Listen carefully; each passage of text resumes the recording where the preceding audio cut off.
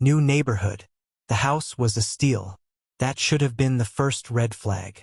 A 3-bedroom with a huge porch for less than the cost of my cramped 2-bedroom condo.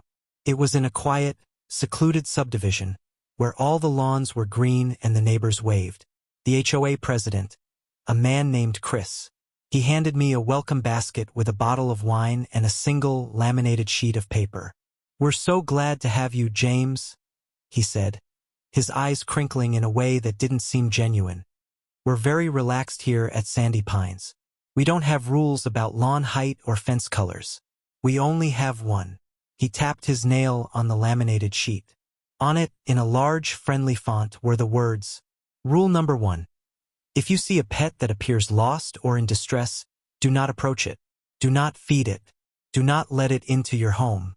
Go inside, lock your doors, and ignore it until it is gone." Thinking it was a joke, Chris's smile didn't waver. "It's not a suggestion, James. It's the only thing we require of you. It is for the safety and harmony of the community." His tone was light, but his eyes were deadly serious. It was the first time I felt a chill in the warm afternoon air. For the first month, it was perfect. Quiet. Peaceful. I almost forgot about the bizarre rule. I'd see people walking their dogs on leashes, cats sunning themselves on porches. They were clearly owned, clearly where they were supposed to be. The rule seemed like a weird. Then came the storm last night, with thunder that shook the windows and rain that came pouring down. It was around midnight when I heard it, a sound that cut through the noise of the storm. Pathetic, high-pitched whine. I looked through my living room window. Huddled under the eave of my porch, shivering and soaked, was a golden retriever. It was beautiful, with big, sad eyes and a leather collar, but no tags. Every time the thunder struck, it would press itself against my door and cry. My heart broke. The laminated card was sitting on my counter, and Chris's words echoed in my head. "Go inside, lock your doors, and ignore it." But how could I? It was just a dog. A scared, lost animal. What was the worst that could happen? I'd be breaking rule from a HOA president. So I did it. I opened the door. The dog practically fell inside, shaking a puddle onto my floor. It looked up at me with such gratitude, nudging its wet head into my hand. I got it a towel and a bowl of water, and it immediately settled down on my rug. I fell asleep on the couch watching TV. I was woken up a few hours later by a sound that wasn't the storm. Knock, knock, knock. A slow, deliberate knock on my front door. The rain had stopped. The dog on the floor lifted its head, let out a low growl, and then, strangely, trotted to the door, its tail giving a single lazy wag. I looked through the peephole. Standing on my porch was a man. He was tall, dressed in a suit, like a door-to-door salesman from the 50s.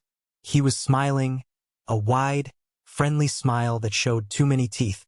I opened the door a crack, my hand still on the chain. "Can I help you?"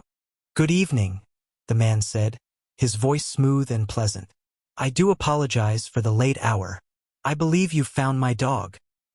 He gestured with his head toward the retriever, who was now sitting patiently at his feet, looking up at him. "Oh yeah, he was out in the storm," I said, my relief making me feel foolish for ever being scared. "Glad you found him." The man's smile widened, stretching his face in a way that felt unnatural. "He has a habit of getting out. He's a bit of a rascal." He leaned forward, his eyes, dark and unblinking, locking onto mine. "But he's very good at his job." My blood ran cold. "His job?" The man chuckled, a dry, rustling sound. He reached down and patted the dog's head. "Of course," he said, his gaze never leaving mine. "His job is to find the kindest person in the neighborhood." He straightened up, his towering frame seeming to block out all the light from the porch. "Thank you so much," the man said, his smile finally reaching his eyes, which now glinted with a terrifying, hungry light. "He likes you very much.